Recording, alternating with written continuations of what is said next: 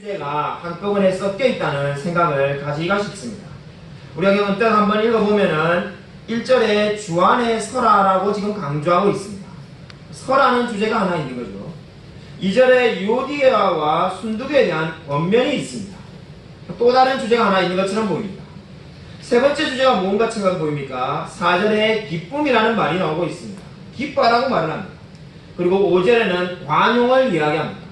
어떻게 보기에는 이 네 가지가 다 다른 이야기 같이 보이고 결국은 네 가지 주제를 이 짧은 5절 가운데 말하고 있는 것이 아닌가라는 생각이 들게 됩니다. 굉장히 복잡하게 보이는 거죠. 그러나 사실 이 모든 네 가지 주제는 하나로 연결되어 있습니다. 그것이 바로 오늘 성경 말씀이 저와 여러분에게 보여주는 바입니다. 먼저 빌립보서 4장 1절을 보시면은 바울은 주 안에 서라라고 말씀하고 있습니다. 주 안에 서라는 말이 어떠한 의미일까요? 이 말씀을 이해하려면은 반드시 에베소서를 알아야만 합니다. 아니 빌립보서를 이해하는데 왜 에베소서를 알아야 되는가? 에베소서에 이 위대한 서라라는 주제가 뚜렷하게 등장하기 때문입니다. 우리가 곧 찾아보겠습니다만은 에베소서는 우리 믿음의 싸움이 공격적인 싸움이 있고 방어적인 싸움이 있다라고 이야기를 합니다. 목사님 에베소서를 아무리 읽어봐도 공격, 방어 이런 말 못 본 것 같은데요 라고 말할 수 있지만은 분명히 에베소서는 공격과 방어의 싸움이 있다라고 말을 합니다. 그런데 이 서라는 말은 바로 방어의 싸움에 해당된다라고 볼 수가 있습니다. 지금 서라는 말은 군대식 은유의 일종인데 이것은 사탄과의 영적인 전쟁에서 방어를 잘 하라는 의미를 담고 있습니다. 우리 에베소서 말씀을 두 군데를 한번 찾아보겠습니다. 이 서라는 말씀을 잘 이해하기 위해서 두 군데를 찾아보는데 먼저 에베소서 4장 8절과 9절입니다. 에베소 4장 8절 9절입니다.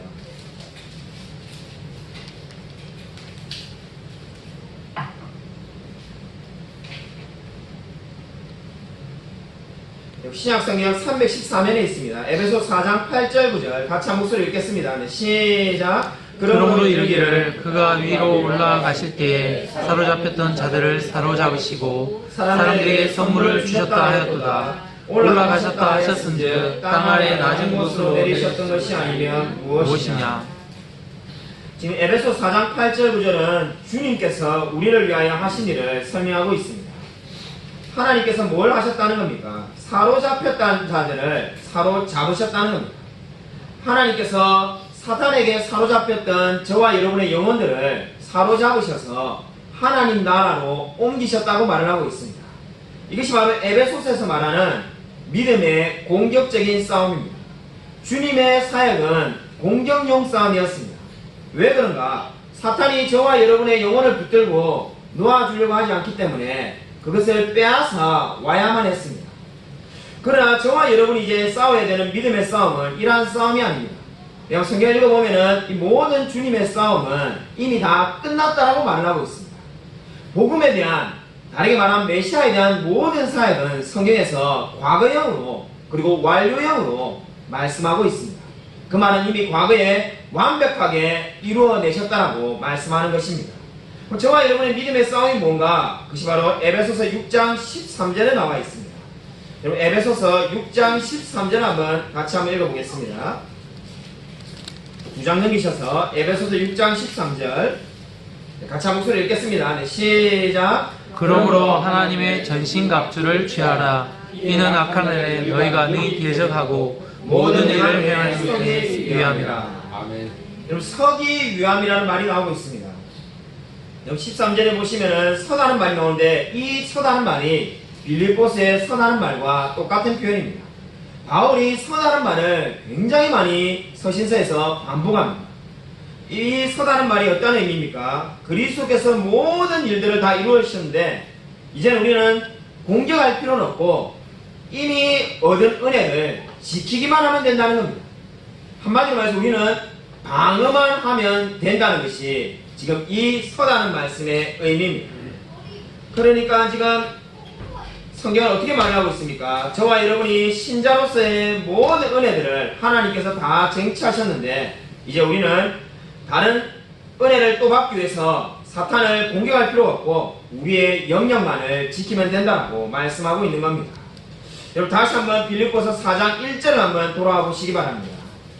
여러분 그런데 중요한 것은 무엇입니까? 설하는 말이 에베소서의 말과 똑같이 반복되지만은 에베소서에 설하는 말이 있는 문맥과 지금 빌립보서에 설하는 말이 있는 그 문맥의 의미가 전혀 다릅니다. 지금 에베소서는 어떤 의미에서 사용했습니까? 에베소서는 저와 여러분이 믿음의 싸움에 대해서 설명하면서 이야기를 하였습니다. 근데 빌립보서는 그러한 점에서 설하는 말을 하고 있는 것이 아니라 2절에 유오디아와 순두개에게 권면하기 위해서 설하라고 말을 하고 있습니다. 전혀 다른 의미입니다. 2절에 유오디아와 순두개는 왜 언급하고 있습니까? 둘 사이에 다툼이 있었기 때문입니다. 다툼이 있다는 것을 우리가 어떻게 알 수가 있는가? 같은 마음을 품으라고 권면하고 있기 때문입니다. 이 말은 다르게 말하면 어떻습니까? 유오디아와 순두개가 다른 마음을 품고 있기 때문입니다. 그래서 주 안에서 한 마음을 품으라고 권면하고 있습니다. 모든 학자들이 유오디아와 순두개가 크게 싸웠다고 해석합니다. 근데 그 싸움이 뭔가 진리에 대한 싸움이 아닌 것 같다는 것이 우리 성경 해석학자들의 공통적인 이야기입니다. 왜 그렇게 볼 수밖에 없습니까? 만약에 둘 중에 한 명이 이단의 교리에 빠져서 싸우고 있다면은 바울이 어느 특정한 인물을 지칭하면서 그 가르침에서 벗어나라고 말을 했을 겁니다. 근데 우리가 빌립보서 읽으면 그런 말이 없습니다. 지금 3장에 있었던 개들을 삼가하고 행악자들을 삼가라는 표현처럼 거친 표현은 아무도 없습니다. 이것을 볼 때 우리가 유오디아와 순두개의 싸움은 어떠한 싸움이라는 겁니까? 비진리를 가지고 싸우는 싸움이라는 겁니다.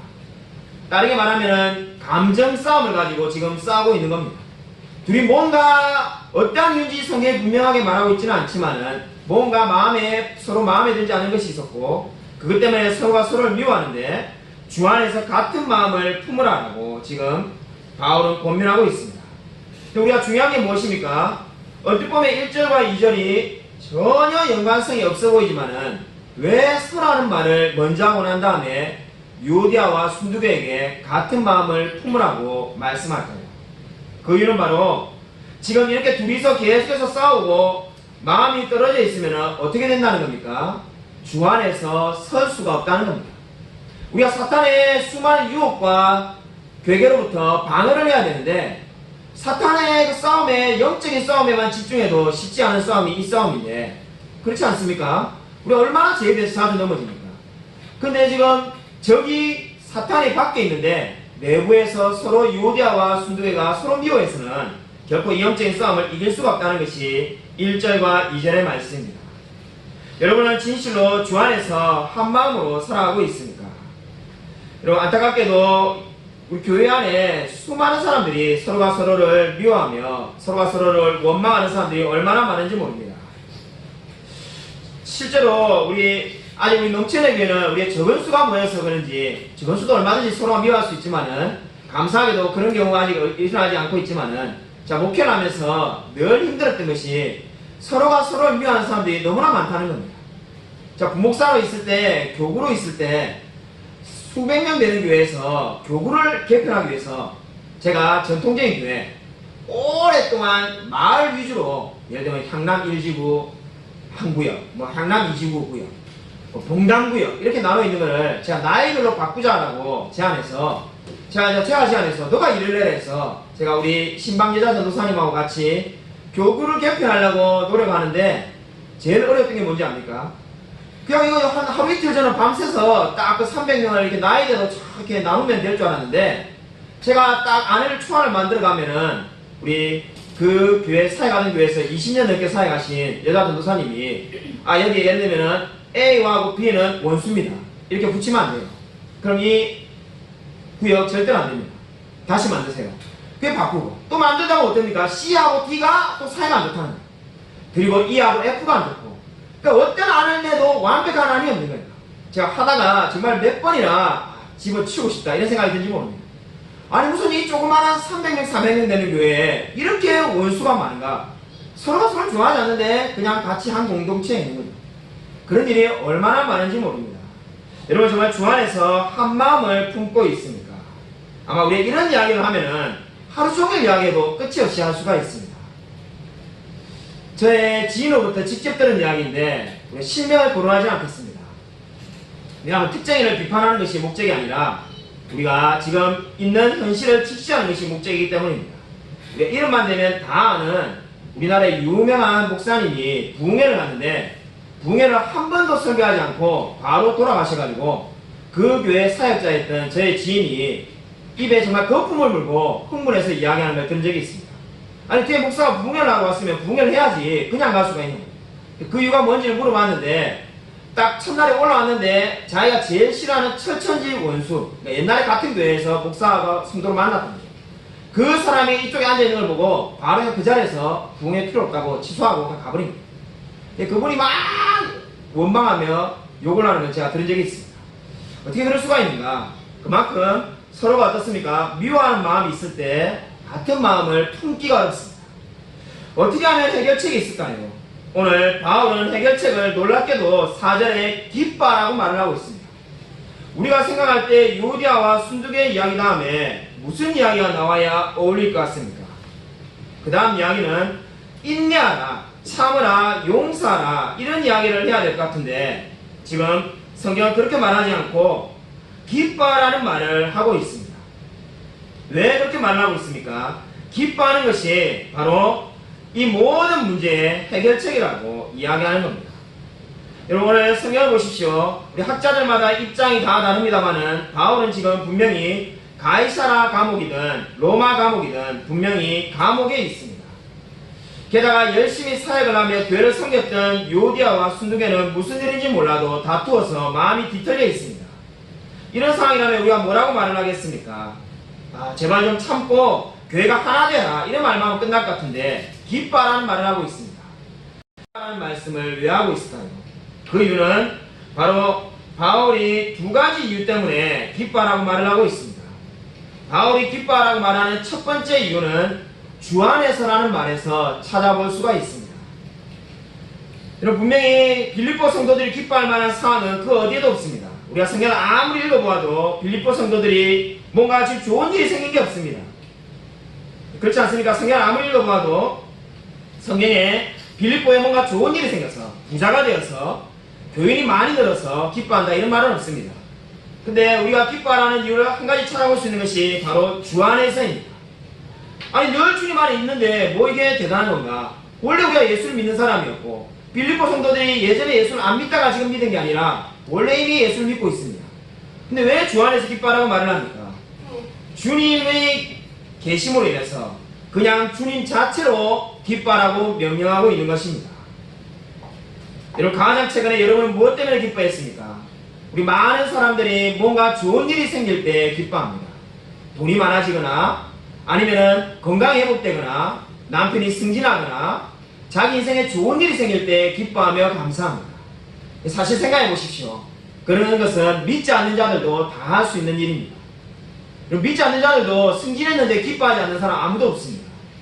그럼 믿는 자와 믿지 않는 자의 차이가 어디에 있을 수 있겠습니까? 바로 주 안에서 기뻐하는 겁니다. 주님 그분 자신을 말미암아 기뻐한 적이 여러분 언제였습니까?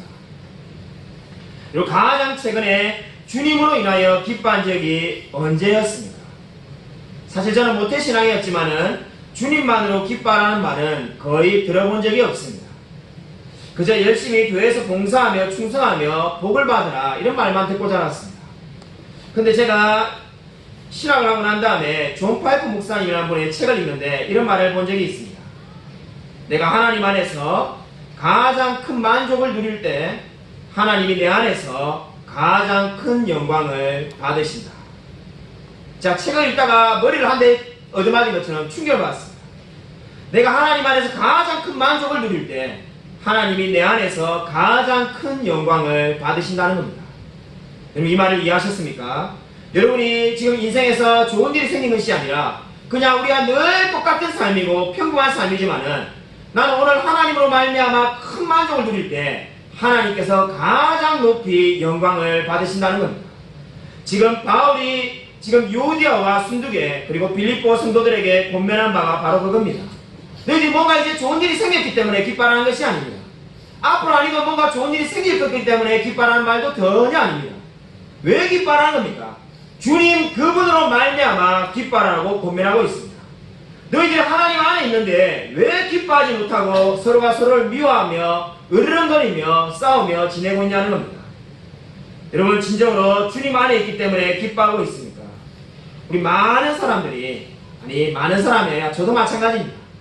고난이 다가오면 늘 불평하고 원망합니다. 인생에 한 가지만 안 좋은 일이 생겨도 원망하는 마음이 가득 찹니다. 그럴 때마다 우리가 잊지 못하는 것이 무엇입니까? 우리가 주님 안에 있다는 사실입니다. 우리가 주님 안에 있고 그분으로 말미암아 기뻐하라는 것이 오늘 성경이 말하는 기뻐해야 될 첫 번째 이유입니다. 여러분, 오늘 이 위대한 진리를 잘 기억하시기 바랍니다. 앞으로 인생이 잘 나가기 때문에 기뻐하라는 것이 전혀 아닙니다. 주님으로 말미암아 기뻐하십시오. 왜 우리가 주님으로 말미암아 기뻐해야 됩니까? 주님이 우리를 구원하셨으며 우리의 모든 것을 변화시켰기 때문입니다. 그럼 여러분이 언제 하나님께 가장 영광을 돌릴 수 있습니까? 내가 하나님께 많은 일을 했기 때문에, 많은 헌금을 할 때 하나님이 기뻐하신 것이 아니라 하나님을 하나님답게 가장 높일 때 하나님이 기뻐하신다고 성경이 말씀하고 있습니다. 그것이 바로 우리가 잘 암송하고 있는 소유리문답 제1문의 의미이기도 합니다. 저는 소유리문답 제1문이 우리 어떻게 했습니까? 인생의 제일된 목적이 무엇입니까? 라는 그 말씀이 저는 내가 하나님께 뭔가를 해드려야만이 하나님이 영화롭게 된다고 생각했습니다. 그러나 그뿐만 있는 것이 아니라 우리가 하나님 그분 자신을 즐거워하며 기뻐할 때 하나님이 큰 영광을 받으신다고 말씀하고 있습니다. 우리가 정말 잘 아는 어메이징 그레이스를 지은 존 뉴턴이라는 목사님이 있었습니다. 8살 때 어린 나이에 부모를 잃고 고아가 되었습니다. 제가 이 이야기를 좋아해서 이미 여러 번 설교 때 이야기했습니다. 똑같은 이야기를 또 하려는 것이 아닙니다. 여러분, 그 아마 스토리 우리 교인이라면 아마 거의 다 외우실 겁니다. 노래 상인에게 팔려갔다가 돌아와서 목사가 되고 변화되었습니다.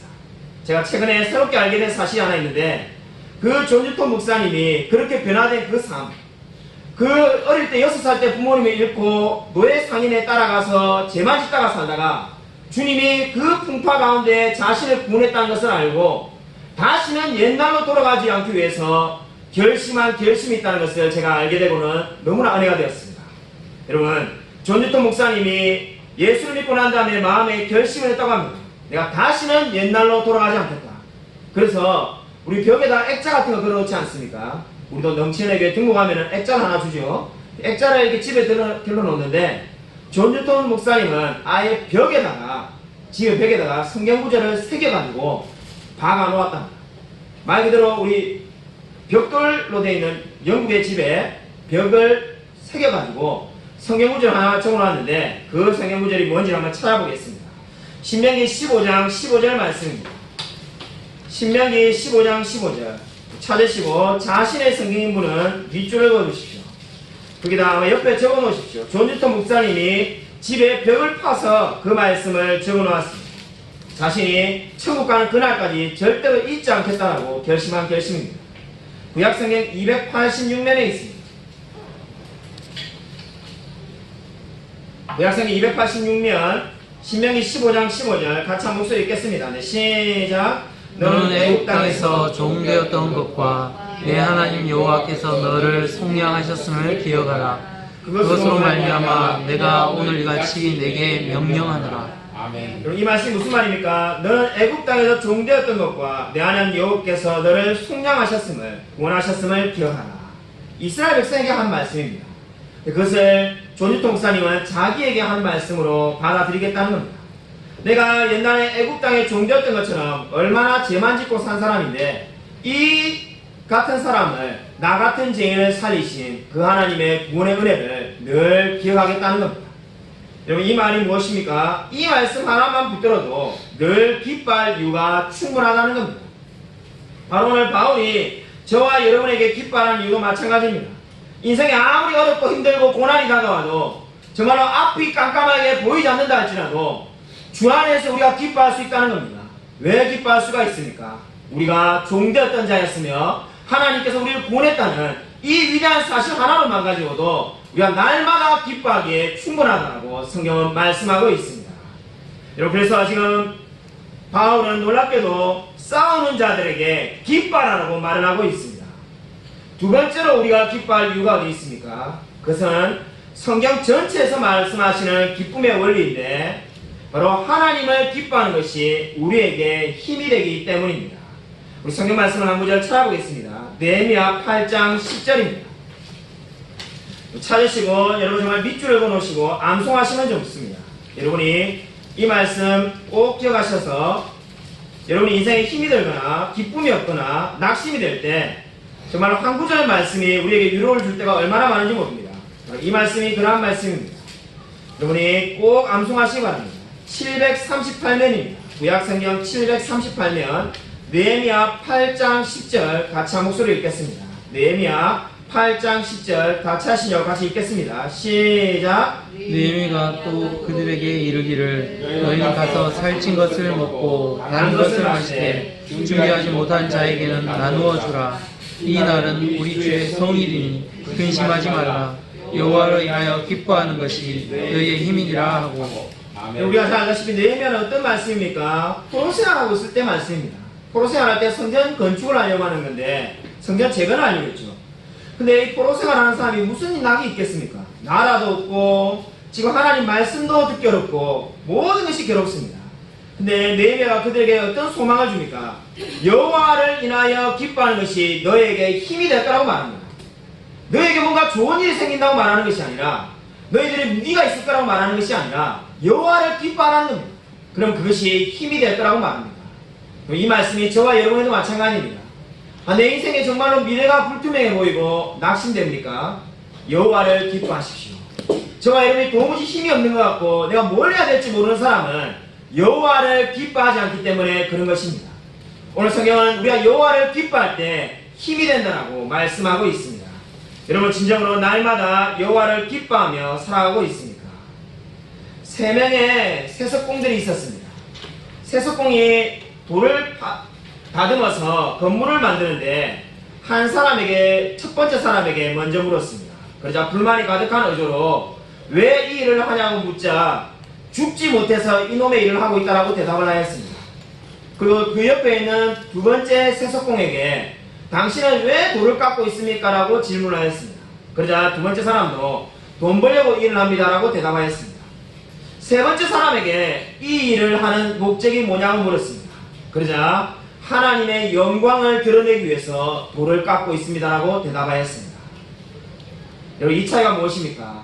인생에 목적이 있는 사람 그 삶의 태도가 달라질 수밖에 없습니다. 똑같은 돌을 깎는 일을 하지만은 한 사람은 돈을 벌기 위해서 하고 한 사람은 하나님의 영광을 위해서 일을 한다라고 대답하였습니다. 여러분 무엇을 위해서 여러분 일을 하고 있습니까? 어떤 일을 하고 있느냐가 중요한 것이 아닙니다. 여러분이 어떠한 마음을 가지고 어떠한 목적을 가지고 기뻐하며 그 일을 하고 있습니까? 여러분 세상에서 만나는 어려움과 문제 그 자체에만 온 관심을 몰두하며 살고 있지는 않습니까? 저와 여러분의 삶에 기쁨이 없다면 그것은 하나님이 기쁨을 주시지 않아서가 절대로 아닙니다. 그것은 스스로 참된 기쁨의 삶을 포기하고 있기 때문입니다. 왜냐하면 우리 마음 가운데 늘 기뻐할 수 있는 이유가 방금 우리가 살펴본 것처럼 이미 있기 때문입니다. 저와 여러분이 구원받은 자라면 늘 기뻐할 이유가 우리 마음 가운데 이미 있습니다. 근데 우리 안타깝게도 저도 그렇고 많은 성도님들이 어떻습니까? 좋은 일이 없어서 기뻐할 이유가 없다라고 대답하는 사람이 너무나 많습니다. 목사님 뭔가 좋은 일이 생겨야 기뻐하죠. 승진을 하든지 아니면 자식이 잘 되든지 기뻐할 수 없다라고 대답하는 사람이 너무나 많습니다. 그러나 성경은 어떻게 말을 하고 있습니까? 이미 기뻐할 수밖에 없는 이유가 저와 여러분 마음 가운데 있다라고 성경은 말씀하고 있습니다. 찰스 시몬이라는 우리 신앙의 선배가 이런 말을 하였습니다. 기독교인들이 배워야 할 교훈은 두 가지밖에 없다. 하나는 모든 것에서 하나님을 기뻐하는 것이고 다른 하나는 하나님 안에서 모든 것을 기뻐하는 것이다. 여러분 그렇습니다. 여러분 이 말씀을 잘 기억하시기 바랍니다. 기독교인이 배워야 될 교훈은 두 가지밖에 없습니다. 한 가지는 우리가 모든 것에서 하나님을 기뻐하는 것입니다. 삶의 모든 일이 어떤 일이 벌어지든 간에 하나님을 기뻐하는 것, 그것이 우리가 해야 될 일입니다. 두 번째는 뭡니까? 하나님 안에서 모든 것을 기뻐하는 것입니다. 바로 오늘 바울이 주 안에서 기뻐하라고 말할 때는 이 말씀을 하고 있는 것입니다. 여러분은 늘 기뻐하며 살아가고 있습니까? 내가 뭔가 좋은 일이 생겨야 좋은 일이 생기면 기뻐하겠다는 생각은 이제부터 버리시기 바랍니다. 날마다 기뻐하라는 것이 오늘 성경의 말씀입니다. 성경은 기쁨을 명령형으로 말씀하고 있습니다. 여러분, 저와 여러분이 진정으로 이러한 기쁨 가운데 늘 삶을 누리고 살고 있습니다. 여러분, 5절 말씀을 한번 보도록 하겠습니다. 우리 5절 말씀 이미 읽었지만은 다시 한번 읽도록 하겠습니다. 우리 빌립보서 4장 5절 말씀 다시 한번 읽겠습니다. 시작. 너희 관용을 모든 사람에게 알게 하라. 주께서 가까우시니라. 오늘 5절 말씀을 보시면 관용이라는 말이 나옵니다. 오늘 빌립보서 말씀은 언뜻 보면 참 쉬운 말씀으로 보이는데 우리가 생각하면 생각할수록 어렵다는 생각이 듭니다. 왜 그렇습니까? 대신 기쁨이 나오다가 왜 또 관용이 나올까? 유오디아가 나오다가 기쁨이 나오는 것도 이해하기 힘든데 이 왜 또 관용이 나올까? 그렇지 않습니까? 뭐 기뻐하면 나오면 기쁨에 대해서 이야기가 더 나와야 될 것 같은데 전혀 달라 보이는 관용이라는 말이 나오고 있습니다. 관용이 뭘까요? 안타깝게도 여러 사람들은 이 관용이 성령의 9가지 열매인 절제를 말하는 걸로 생각하는 분들이 있습니다. 그냥 언뜻 보니까 그걸로 보인다 이렇게 생각하는 분들이 있습니다. 그러나 그렇지가 않습니다. 관용이라는 말은 당시 헬라어에서 잘 사용되지 않는 표현이었습니다. 어떠한 사람들은 학자들에 따라서 바울이 만든 단어라고 주장하는 분들도 있습니다. 어떻게 보든지 간에 중요한 것은 이 관용이라는 단어의 의미는 과하지 않는다는 겁니다. 넘치지 않는다는 뜻이 바로 관용이라는 말의 의미가 되겠습니다.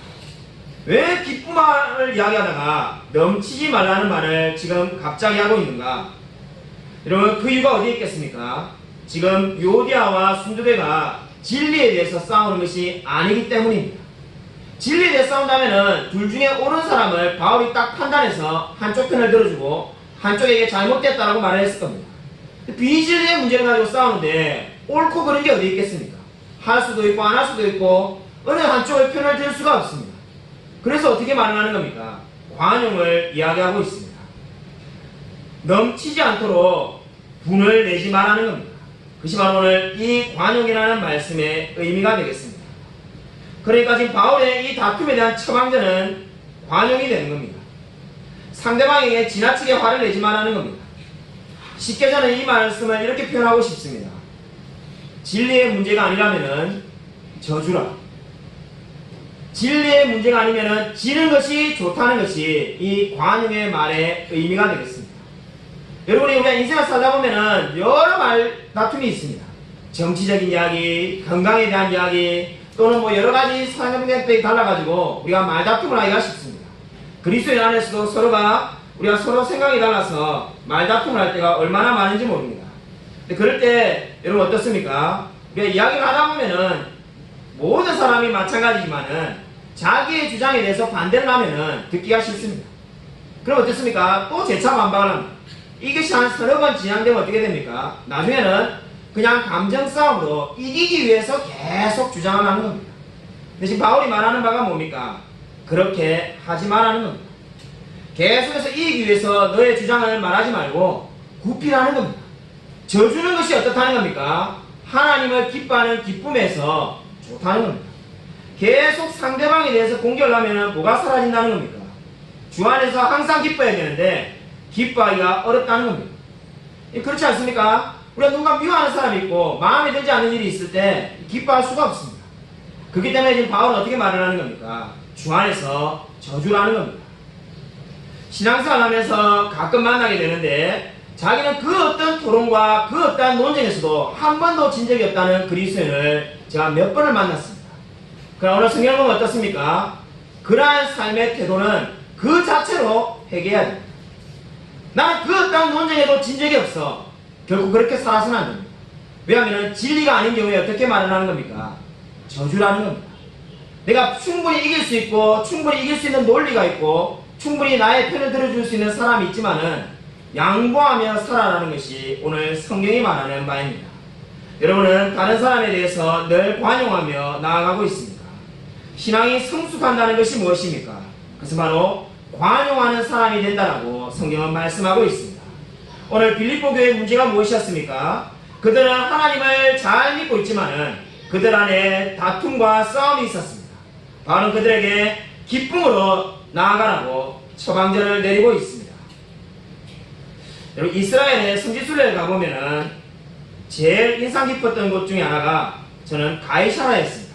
가이사라에 가보면은 수천 명, 물론 뭐 제가 책으로 이미 갔으니까 책에는 수십만 명이 들어간다고 하는데 제 머리로는 도무지 수십만 명 안 들어갈 것 같은데 하여튼 책으로는 수십만 명이 들어가는 경기장이 있습니다. 제 눈에는 한 만 명밖에 안 들어갈 것 같은데 어쨌든 수십만 명이 들어가는 경기장이 있는데 그 경기장이 우리가 잘 아는 배너 영화가 촬영된 곳이기도 합니다. 그 옆을 보면은 30m 정도 떨어진 곳에 감옥이 있습니다. 그리고 그 감옥 앞에 조그마한 팻말이 있는데 그것이 바로 바울이 갇혀 있었던 감옥입니다. 바울이 가이사라 감옥에 수감되어 있었는데 그 감옥이 그 큰 원형 경기장 바로 옆에 있었습니다. 근데 한번 여러분 상상을 한번 해보십시오. 당시에 제일 많은 권세를 가진 사람들과 명예가 있고 돈이 많은 사람들은 경기장에서 늘 경기를 보고 있습니다. 그 경기는 우리 현대의 뭐 야구나 축구 같은 스포츠가 아니라 사람이 서로가 서로를 죽이는, 검투사가 사람을 죽이는 그걸 보고 기뻐하며 즐거워하는 겁니다. 그걸 보고 즐거워하는 사람이 기뻐하면서 소리를 지르는데 이 바울은 어떻습니까? 몸에 상처가 있고 온몸이 힘들어 병들어 죽어가는데 그때 뭘 하고 있는 겁니까? 성경 말씀을 끊임없이 쓰고 있는 겁니다. 가이사라에 있던 바울은 이제 로마에 곧 호송되어서 죽을 수밖에 없습니다. 근데 그 바울이 지금 성경에서 어떻게 말을 하고 있습니까? 주 안에서 항상 기뻐하라고 말을 하고 있습니다. 감옥에 있는 자가 기쁠 일이 뭐가 있겠습니까? 자신이 성경 공부를 가르쳐줬던 사람은 유오디아와 순두계는 서로 싸우고 있습니다. 좋은 일이 안이든 밖이든 하나도 없습니다. 그러나 바울은 그 마음에 진정한 기쁨을 알고 주 안에서 항상 기뻐하라고 말씀하고 있습니다. 여러분, 우리가 역사를 다 알고 있습니다. 당시에 경기장에서 기뻐하던, 사람이 죽어가는 걸 보고 기뻐하던 사람 누군지도 우리가 알지도 못합니다. 근데 역사를 변화시킨 사람은 누구입니까? 바로 바울이었습니다. 이 이야기가 무엇을 보여줍니까? 진정한 기쁨은 바로 우리 마음 가운데 주님을 모신 자만이 누릴 수 있다는 겁니다. 여러분, 진정으로 이 놀라운 기쁨 가운데 나아가고 있습니까? 세상 사람들이 기뻐하는 그 기쁨들은 결코 영원한 기쁨이 아닙니다. 여러분은 영원한 기쁨을 누리고 있습니까? 우리가 왜 어떻게 영원한 기쁨을 누릴 수가 있겠습니까? 그 근거를 민수기 23장 19절을 한번 찾아보도록 하겠습니다. 여러분, 민수기 23장 19절입니다. 저와 여러분이 영원한 기쁨을 누릴 수 있는 근거는 결코 사람에게 있지 않습니다. 구약성경 236면에 있습니다. 구약성경 236면 민수기 23장 19절입니다. 다 찾으신 줄 알고 같이 한 목소리로 읽겠습니다. 시작. 하나님은 사람이 아니시니 거짓말을 하지 않으시고 인생이 아니시니 후회가 없으시도다. 어찌 그 말씀하신 바를 행하지 않으시며 하신 말씀을 실행하지 않으시랴. 아멘. 여러분, 이 말씀을 반드시 기억하시길 바랍니다. 여러분, 세상은 결코 의지할 곳이 못 됩니다. 여러분, 여러분에게 친구가 되어준다고, 동업을 하게 해준다고, 정말 간이라도 내줄 것처럼 친했던 사람들도 여러분 배신하지 않습니까? 여러분, 인생에 있어서 그런 경험들 다 있을 겁니다. 인간의 성품 믿을 것이 못 됩니다. 세상은 더더욱 믿을 것이 못 됩니다. 근데 우리가 어떻게 영원히 기뻐할 수가 있겠습니까? 하나님을 만나지 못했다면은 여러분, 기쁨이 영원할 수가 없습니다. 누군가 우리를 미워하거나 배신하면은 우리가 또 슬퍼할 수밖에 없습니다. 그러나 오늘 주 안에서 기뻐하라는 그 기쁨이 가능한 이유가 어디 있습니까? 하나님은 결코 변하지 않는 분이기 때문입니다. 만약에 하나님은 오늘 우리에게 이렇게 말씀하시고 내일은 다르게 말씀하신다면은 누가 하나님을 신뢰할 수 있겠습니까? 하지만 하나님은 동일하신 분이십니다. 그리고 하나님의 목적은 정해져 있습니다. 하나님의 말씀은 영원토록 변화되지 않을 것입니다. 그렇기 때문에 저와 여러분이 하나님으로 인하여 늘 기뻐할 수가 있습니다. 여러분, 삶에 어떤 어려움이 있습니까? 늘 기뻐하십시오. 여러분, 다른 사람들과의 관계에 다툼이 있습니까? 관용을 베푸십시오. 그리고 그 가운데서 기쁨을 누리십시오. 아무쪼록 늘 주 안에서 기뻐하며 다른 사람에게 관용을 베풀며 살아가는 저와 우리 모든 성도님이 되시기를 주님의 이름으로 간절히 축원드립니다.